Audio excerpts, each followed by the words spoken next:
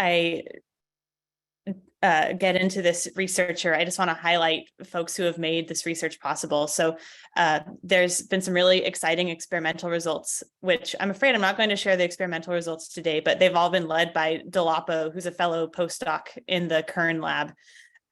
We've also been enormously helped by a really talented rotation student, Julia at Brandeis. And then I've gotten great mentoring on this project from Sergei Ovchinnikov, from Lucy Caldwell, and of course from Doro Kern. So hopefully we all can appreciate that we're at this point now where AlphaFold has opened up all sorts of new opportunities for what we can try to tackle in forming a quantitative predictive view of biology. And so a topic that in particular I've been very interested in is how can we model the motions that proteins undergo? So we all know that we can make crystal structures of proteins, but life doesn't exist at 170 Kelvin or the low temperature. Life exists in motion, and so ranging from all the way from very fast motions such as bond vibrations and side chain rotations, all the way to relatively much slower, larger scale conformational changes. These are all motions that we want to be able to predict, and so there's been a lot of work in this area, with mostly on the side of molecular dynamics, which I won't talk about, but I want to just kind of orient everyone to the types of conformational changes that we think about in the Kern lab, which are more on the larger, slower scale. So one type of conformational change, which is depicted in this enzyme, which is essential for life. It catalyzes the recycling of ATP. So this adenylate kinase is showing a domain motion. So for this kinase to do its thing, it has to open and close like a clamshell. And it turns out that the rate of that opening and closing is actually the rate limiting step of its catalytic reaction.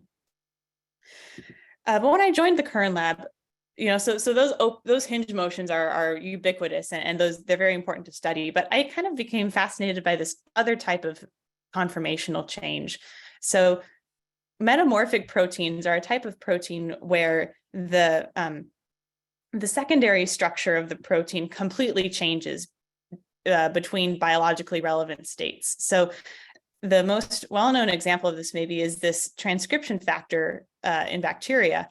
So here, this C-terminal domain goes from being in this alpha helical bundle to completely switching to be this beta barrel strand. And it actually, this RFAH protein switches between being a transcription factor to being a translation factor.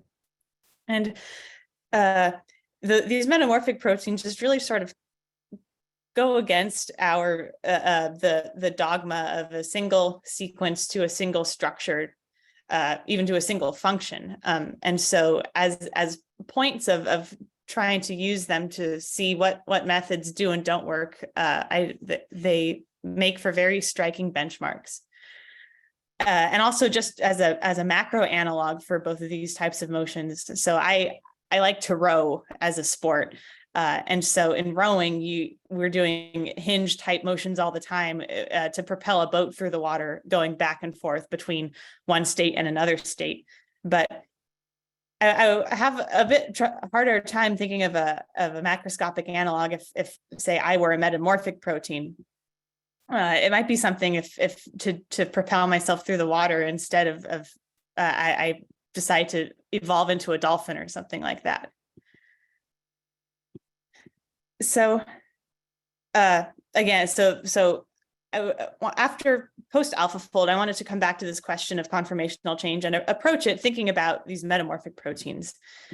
And so again, RFAH is one great example from the literature. One conception that I have, it's perhaps possible that these fold switching proteins are more prevalent in simpler organisms, maybe because one can encode more regulation into a single protein, but they're also found in as complex of organisms as humans. So here's another example. This is the MAD2 cell cycle checkpoint protein. And groups had gone in and done systematic benchmarking that AlphaFold in its default parameters does not give back multiple states for these. It only gives back one. So now I'm going to introduce our favorite fold switching protein that's studied in the Kern lab. So KaiB is a very small protein. It's about 100 residues long, and it's in the Kern lab. Folks before me have studied it for a long time. We can do NMR on it, and so we can observe that at equilibrium, it exists in two different states. So, and these are structures from the PDB of both states for one of these KaiB variants. So again, in vitro, about 90% of the time, it occupies this so-called ground state. And about 10% of the time, it occupies this so-called fold switched state.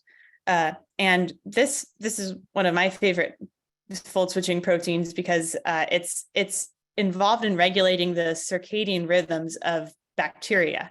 So, and folks who have studied this system, so KaiB is one of 3 proteins in the Kai system for those who may be familiar with this, and it's a classic example of an oscillating system. And it's posited that the time it takes for this KaiB protein to actually switch between these two very different states is linked to the slowness of regulating the circadian clock. And so just to describe exactly what these two different states and how they differ. So in the ground state, the C-terminal domain goes from being in a helix strand conformation to then in the fold switch state, starting here in blue, it goes to a strand helix conformation. And so when AlphaFold became a technique and everyone had their favorite protein and wanted to put it in AlphaFold and see what it gave out, folks in the lab were really puzzled because if they just went and put this in CoLabFold, they would always get back the fold switch state. And this didn't seem to make any sense because if say there's two states and we might expect that AlphaFold might be giving back only the thermodynamically most favorable state, but it was continually giving back the fold switch state, which we know to be this excited state. And so I was playing around, as one does when I first joined the lab, and I found that instead of using the default MSA from CoLabFold, if I took that default MSA and then took only the closest 50 sequences by sequence distance to my target query sequence, then I got back the ground state. So that led me to hypothesize, okay, well, maybe that sequence intrinsically, thermodynamically, AlphaFold can predict to fold to the ground state. But trying more things, if I put in then the closest 100 sequences, I got back the fold switch state again. So that led us to think that was it the case that within that multiple sequence alignment that there were pockets of signal for both of these states? And so I developed a method to, instead of just going and picking by hand selections of things, to try to create a more push button clustering method, which I'll describe the details of that in a bit. But in short, then the workflow that we landed on is we would take a MSA and which we would typically just generate using the CoLabFold routine, cluster it in a routine based on DBSCAN, and then use each of those clusters as a backend to a given target sequence.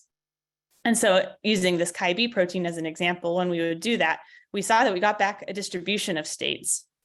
And so here I'm plotting the RMSD of all the predicted structures that we got back for KaiB. And what was really interesting to us was that if we look at the predicted confidence of all of those samples, that there were 2 regions with the highest predicted confidence, and they corresponded pretty exactly to what we know to be the 2 states by NMR that exist. So this fold switch state and the ground state. So the thing I was curious about because when we were digging into this, we knew about this publication from Jens Meiler's group that demonstrated that by uniformly sampling from an MSA and giving AlphaFold smaller MSAs, that they could get back heterogeneity in open and closed states of ion channels. So when I tried that analogous uniform sampling for this fold switching system with very small MSAs, I saw that there was more heterogeneity, and 1 out of 500 copies that gave back the ground state, but that with MSAs of size 100, that there was no prediction of the ground state. So a bit into how did we do that clustering? So, because if you've ever worked with clustering algorithms, they all can have a lot of parameters, and I wanted to develop a method that could really be hands-off in order to then use it to extend to systems where we know nothing about what might be the correct clustering cutoff. So the algorithm DBSCAN has been around for a number of years now, and the main parameter that it uses is this epsilon distance. So it can work in any dimension of space, and it basically groups clusters, groups sequence points into clusters and determines which points might be excluded from any of the clusters if they're beyond a distance epsilon from the other points. And so we observed that if we used DBSCAN to cluster the sequences in an MSA and varied the epsilon that we used, that we actually observed that there would be a epsilon value at which we got a maximum number of clusters.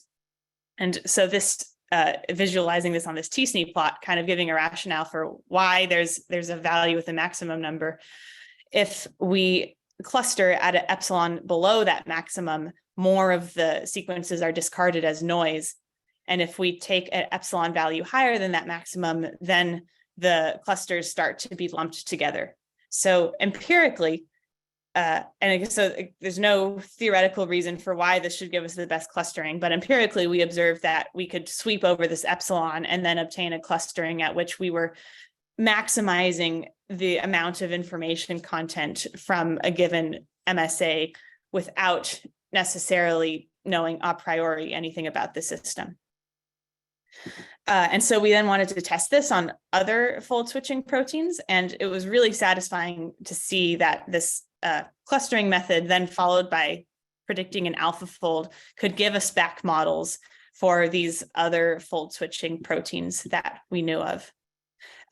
This active state for the RFAH transcription factor, you can see that the beta strand thing is flapping around, as it were. Something we were curious about is this unique to AlphaFold, or is it possible that other unsupervised language models could also pick up on multiple signals for these states from these clusters?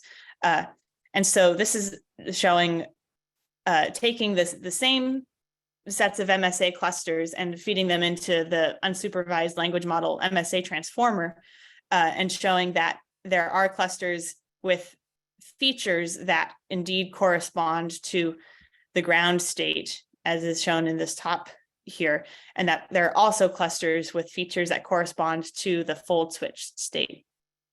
And since the release of our preprint, Lauren Porter at the NIH has also released a preprint showing in much greater detail than us that they can also observe signals at the in MSA transformer for multiple states of their larger benchmark of fold switching proteins.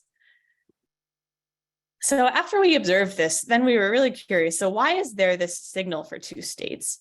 And so when I was asking the theorists who are advising me on this, Lucy and Sergey, they were saying, well, it must be like the simplest answer is that there's proteins in these families that are actually thermodynamically stabilized for another state. But when I raised that explanation with Doro, the biologist, the biochemist in the room, she was saying, well, that doesn't make any sense because the KaiB protein can't function the way we know it to function in the circadian clock if it's stabilized for the wrong state. So one thing that we wanted to investigate is, so we were curious if there might be structure homologs from other families that might be skewing AlphaFold to predict towards that fold switch state. So we took a phylogenetic tree of just KaiB proteins that a former graduate student in the Kern lab had developed. And we made structure predictions in AlphaFold, this time using, so each of these points represents a protein, and we made a structure prediction using as an MSA the closest 10 sequences within that phylogenetic tree. But we saw qualitatively similar results if we did this with no MSA, just as a detail, because the KaiB protein is quite small. And so looking at this phylogenetic tree, one thing that jumps out immediately is that we saw that the predictions for the ground state and the fold switch state are clustered. So, and if we then also look at the PLDDT, what was interesting as well is that for predictions of both states, the confidence ranges from quite high for some to low for others. And so going through just what we, the KaiB variants in the literature that exist, we wanted to see if the ones that we know of are predicted by this method to be in the correct structure. So starting from 2 variants from the thermosynechococcus genome, these are both predicted in the ground state. These are known through structure and functional studies to work as the circadian rhythm KaiB would work. So it makes sense that they are predicted to be in the ground state. Though it was interesting to see that in this region here of these cyanobacteria KaiBs, that there's actually lower confidence for these ones known to be fold switchers. So that matches our expectation. Over here, this is a KaiB that has been identified by folks in the Kern lab, and it's quite interesting because the cyanobacteria Kai system has been studied for a long time, and researchers know how those Kai proteins work to regulate the circadian rhythm. But so the Kern lab identified a simpler circadian rhythm system in the species of proteobacteria, and they demonstrated that KaiB and C from that system function in a similar way. So this one also predicted the ground state, so that matches our expectation. Here's one from a Legionella bacterium, which was predicted with high confidence for the fold switch state. And this kind of sort of confused me until then it turns out if you actually read the literature, you can learn a lot.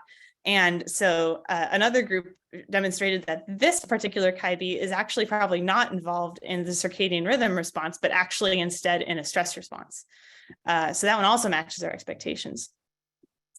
So we then wanted to look a bit further afield for KaiB in this tree that have not been studied.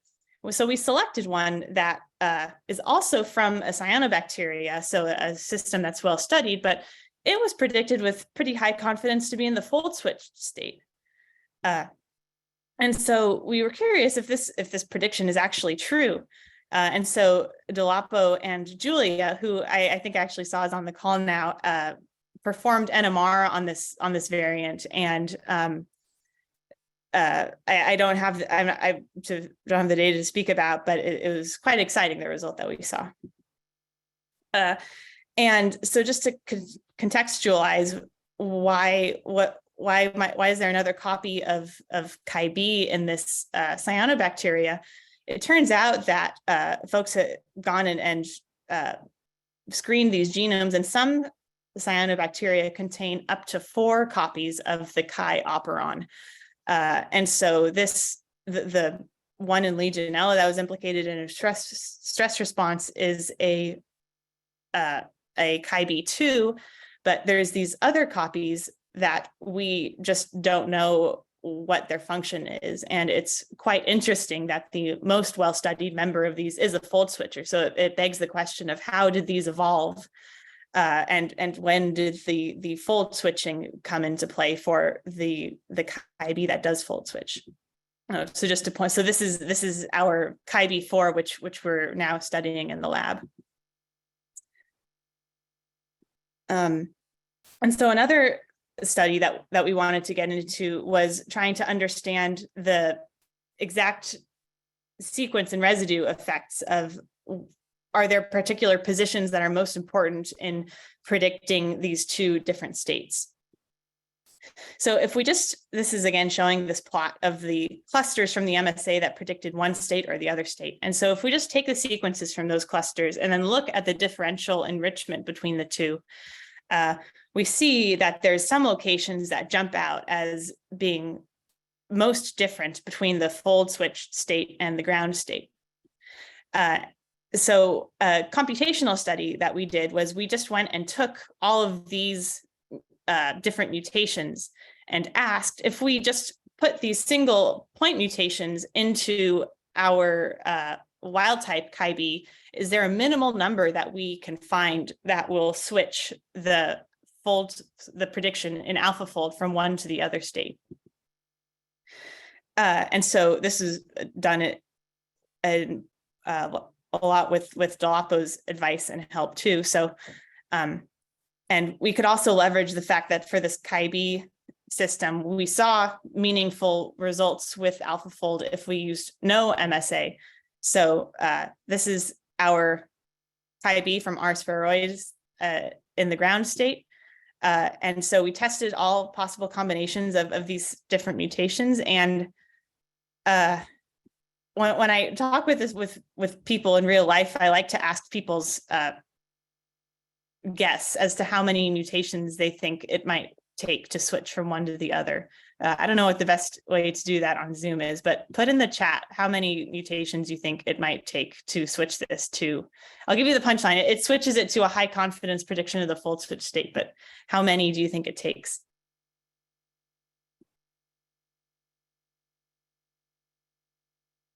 Oh my God, there's a lot of threes. Okay.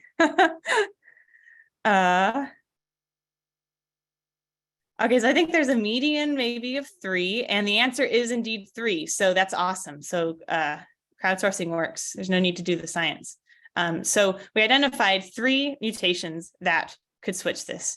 And it's really interesting if we go and look at the location of these 3 mutations.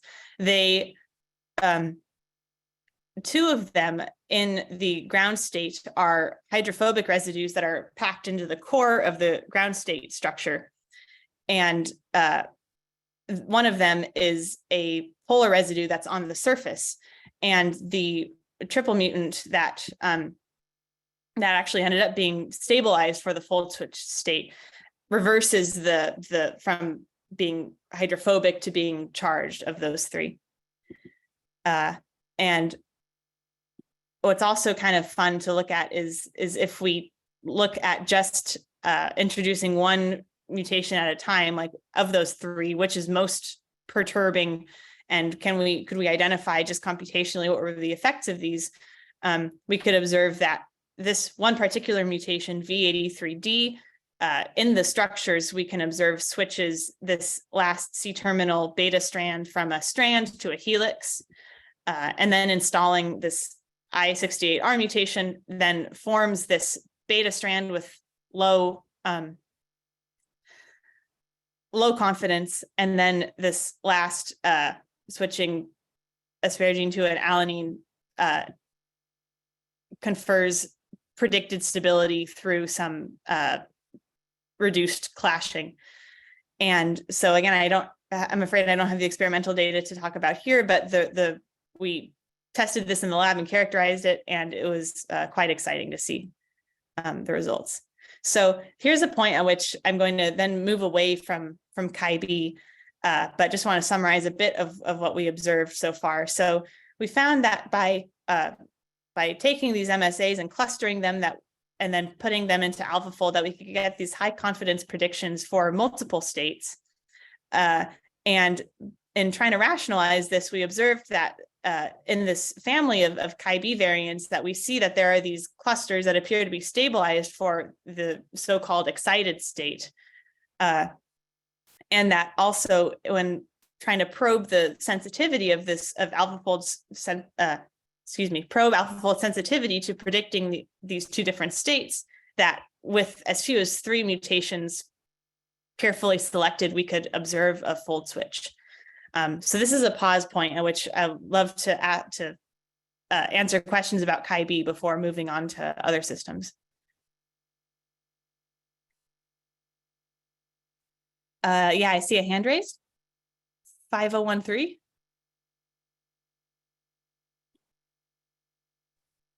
Yeah, I was just curious if in this process, like as you were changing the MSA, as you were making these mutations, were you checking to see if AlphaFold was using the same PDB IDs to predict, to generate the structures from? Oh, thanks for clarifying that. Yeah, so this was done without any templates in AlphaFold. Is that getting at your question?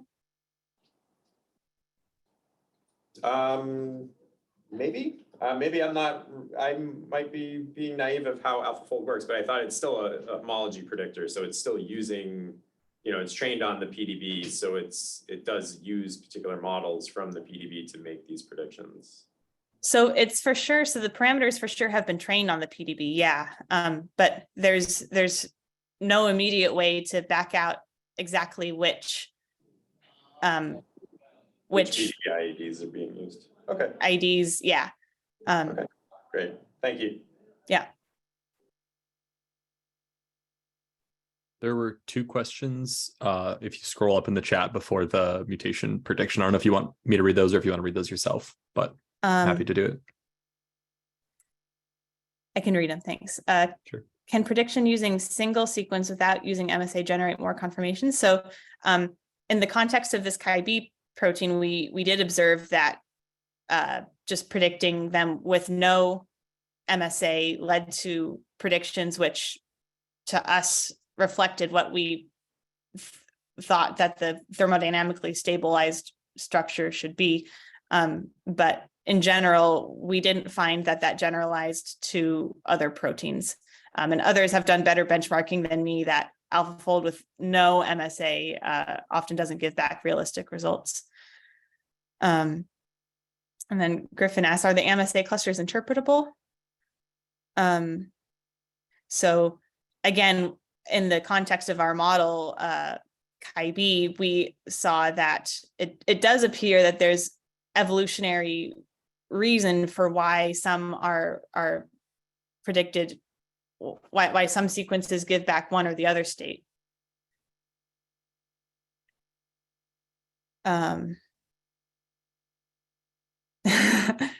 And then how many variants of KaiB are in the PDB part of the original training? So there would have been ground state structures of of KaiB in its training set, though again, we kind of wanted to ask, well, okay, it's even trained on these, it's in the training set, but if we look at its default prediction, it gives back this other state. And a detail too is that the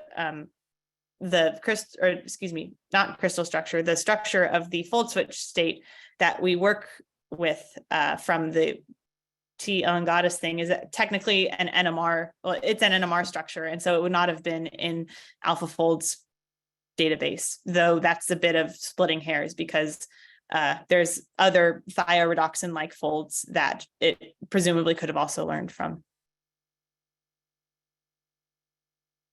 And again, I think that the utility of this research is it's not that AlphaFold is being extended beyond anything that it trained on in its database, but demonstrating that we now have tools that have the capacity to piece apart this heterogeneity in these systems that have evolved to have these multiple states, and that there are methods we can now use to try to query them. Griffin asks, are there fold switching proteins you've tried this on without success? So there's more details of this in the preprint. There are a few fold switching proteins I had tried which switch between a monomeric state and a dimeric or a tetrameric state, and this method as is was unable to predict those. But again, there's a preprint from Lauren Porter's group that details for their more extensive collection of fold switching proteins that they can observe signals at the language model level for all of those. These are great questions. I think I'll continue on if that's all right, and there will be more. I can ask questions more again at the end. So again, yeah, this method as written, as I've tried it, doesn't appear to predict things that are in multimeric states, but I think there's a lot of immediate things that I can think to try that I just haven't gotten around to that rely more on using AlphaFold multimer capabilities.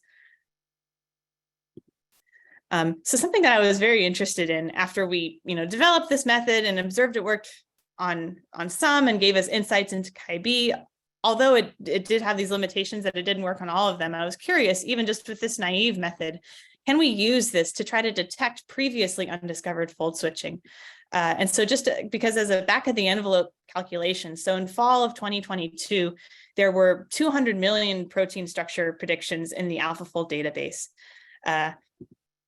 And so in this really interesting paper, again, from Lauren Porter, where they simply went and looked at all the proteins in the PDB and just simply annotated where are there structures of proteins that have the same sequence but have different secondary structures.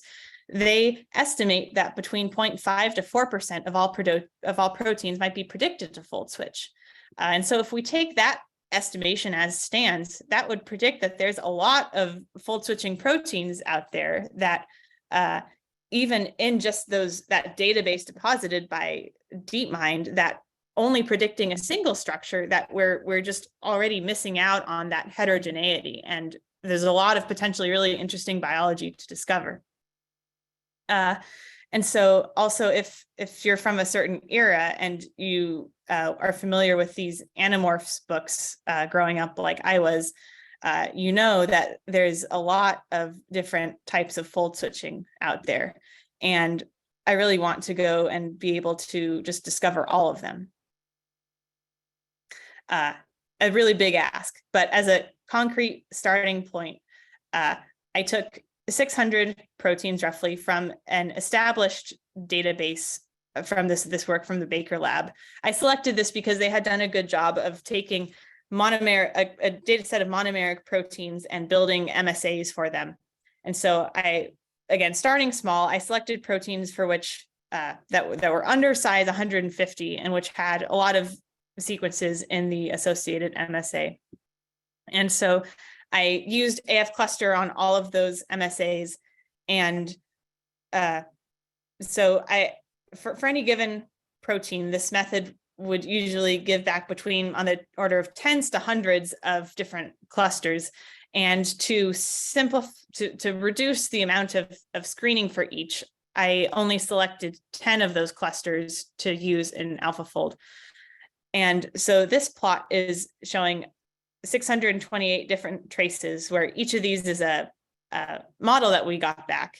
And the x-axis is showing the distance, the RMSD of that model to the reference structure.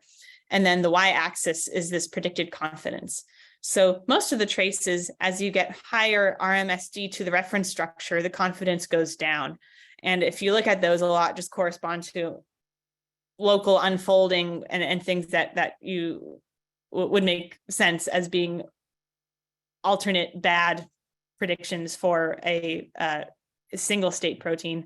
But there were a few where there was high RMSD to the reference structure and then also high confidence. And so those were ones that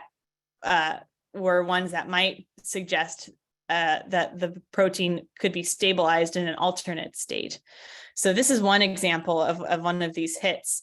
And then this is showing, taking now all the clusters from this MSA and predicting them. And we see that there's these two regions of this landscape with high confidence. And this is showing the top models from both of those regions superimposed on the other. And I'll, on the next slide, have both of those different states in more detail. So this is a protein known as MPT53, and it's a virulent secreted protein from tuberculosis. So in infection in host cells, it's secreted. There's one paper on it which describes that it oxidizes a kinase in host cells. And so on the left is the crystal structure of MPT53, which one of our states corresponded to quite well. And then on the right is the other state that popped out. And I'll just say in a little more detail, the structural differences between these two states. So in what I'm calling the known state, there's this at the N terminus, there's this beta 1, beta 2 strands that make this hairpin. In the alternate state, that hairpin is unfolded, and this beta 1 strand has kicked out the beta 5 strand to become part of this sheet. And the alpha 4 helix has swung from one side of the protein to the other side. So we are currently performing NMR on this MPT53 and it's quite interesting, but also it turns out quite a bit harder than it is, for instance, to do NMR on the KaiB protein, because these changes are more subtle. Something we wanted to see is this same fold switch predicted for structure homologs of MPT53? I won't get into the bioinformatics details at this point of how we pick these out, but so here are 6 proteins that exist in the PDB, and they all showed varying degrees of the same alternate state. So for instance, this protein 3 iOS shows similarly a predicted alternate state where that same beta 2 strand comes in and kicks out another one. But there's other ones where it was predicted that this alpha 4 helix still swings over, but that the beta hairpin isn't split. So it seems that there's just much more heterogeneity, even just in predictions, if we consider not just using a single MSA to make our predictions. That is the topic of what I'm really excited to be digging into. So in summary, we developed this method that could predict both states of known fold switchers that AlphaFold in its default state was unable to do. And we also used this to ask if there were other proteins out there that this method also gave back more than one predicted answer for, and the answer is yes. And so going forward, I'm just fascinated by these fold switching proteins, because there's so many questions that for all the known systems and ones that we have yet to discover that will be really interesting to try to figure out the answers to. So, how do they evolve? Why does nature select to use fold switching as a regulatory mechanism, as opposed to, one can other regulation mechanisms just might be, evolving a new protein to be a binding partner. It seems like there's a big evolutionary cost to make a protein that has 2 completely different folds. Also, if we think of the known set of protein folds as a set of points, and for the known fold switchers, we can think of them as edges in a network.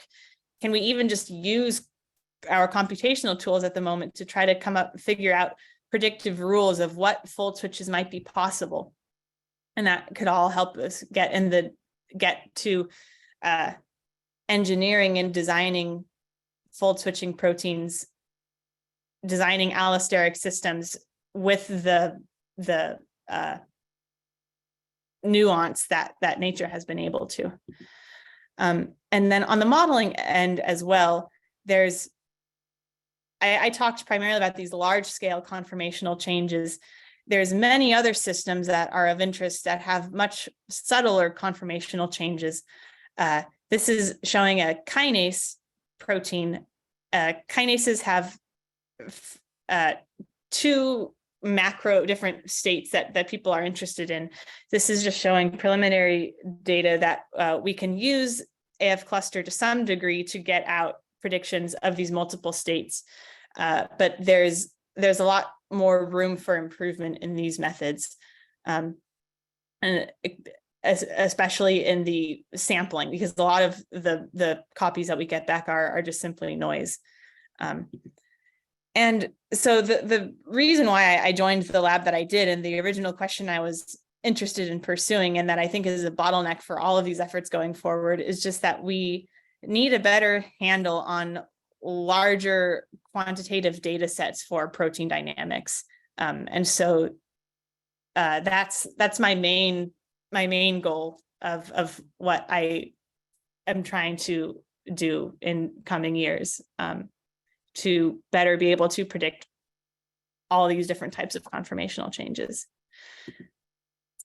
So with that, I want to acknowledge again the amazing people who have made this possible. This has been made possible also with many fantastic discussions with other members of the Kern lab, and then also the JCC for funding. And I'll gladly answer more questions at this point.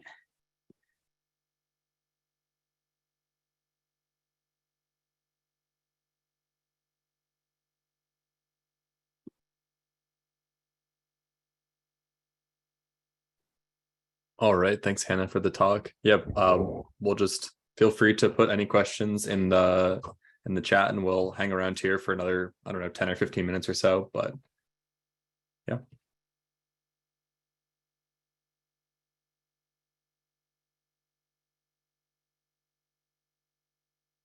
Yeah, so for Miguel's question, I say much of when trying to find more subtle changes are noise. Maybe I can go back to, let's see, how do I stop? Sorry, I'm just going to navigate back in a more easy way. And I'll share my screen again. We can see it here too for the KaiB that a lot of the copies of the samples that we get back are low PLDDT, which suggests even for this for this model system that there might be smarter ways to try to select a priori which clusters are the most informative to us. And another challenge with the kinase system is that there's a lot of different conformations that we get back. And again, if I go to like the active and inactive state of kinases are primarily defined by a couple features that kinase people know about. Like one of them is the formation of these polar residues, and here it's known as the R spine. And in the inactive state, those are broken. But there's other motions too that I don't know if they actually are there or not, and in what population. And there's increasing evidence too that in the function of a kinase, there's more than just two states, that there's multiple other states. And so that's in general, I want the field to have more larger scale quantitative methods for evaluating the populations of different alternate states.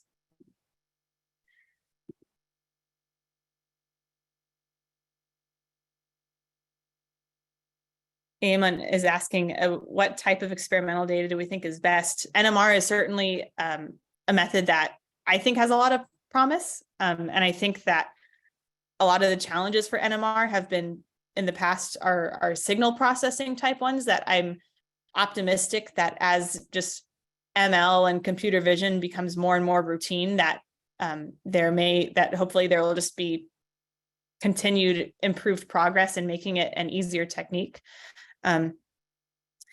Cryo, of course, is the other obvious source of conformational variation, though there there's a question of NMR is more restricted to small proteins, cryo is more restricted to big proteins. NMR in particular can give you a readout of intrinsically disordered regions, which I'm not familiar with any cryo-based methods at the moment that can give us that type of resolution. Do I have any visualizations of the samples from different clusters on the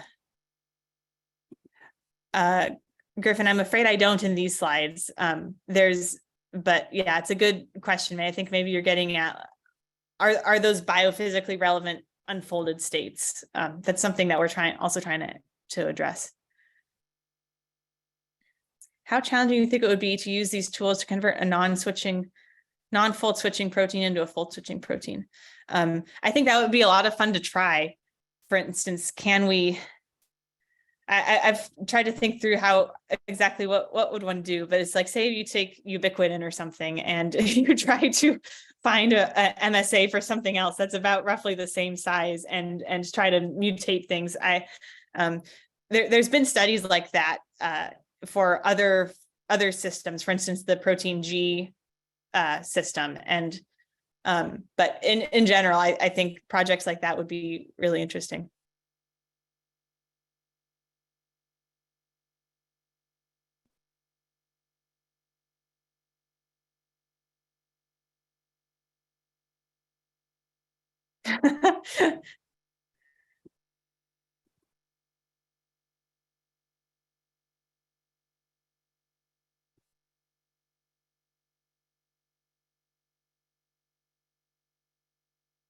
I've not done any testing for these systems with using templates.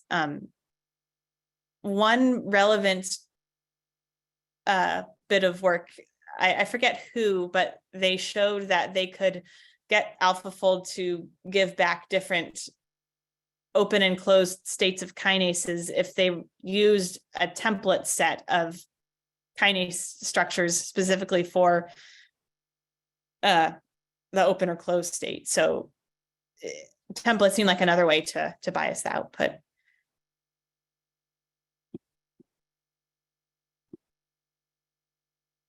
Yeah, well, thanks everyone so much for these questions, and thanks so much for the invitation. It's always a pleasure to get to talk about one's work with other people. Yeah, thanks again for joining us, Hannah. Really interesting work. All right, thanks everyone for joining us. Yeah, stay tuned. Scroll up to look at the links, join our Slack community, but stay tuned for another talk in 2 weeks. Have a good one. Thanks so much.